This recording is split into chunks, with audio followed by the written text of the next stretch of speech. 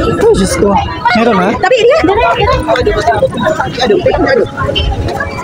Saan sila pupunta? Oh my God, may barilan, Diyos ko.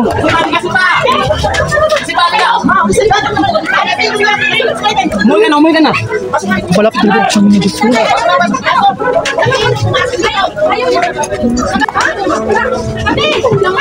My God! Ah!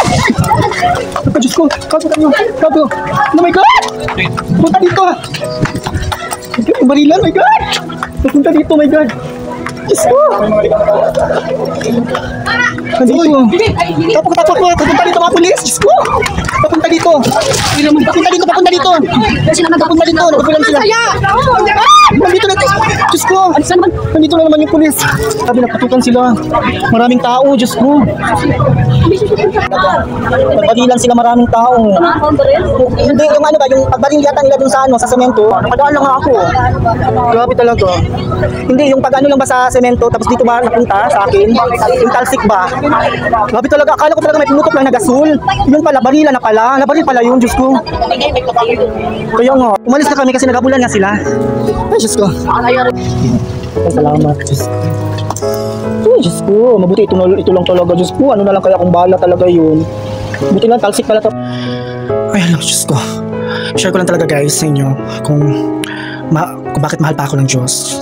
Kasi nga, akala ko talaga kanina na final destination na talaga or mamamatay na talaga ako. Kaso lang, Diyos ko, kung wala talaga yung kariton at saka yung timbangan kasi nga nagbebenta kasi yun ng mga prutas yung kung saan nagbarilan kanina sa may latex dito sa Commonwealth.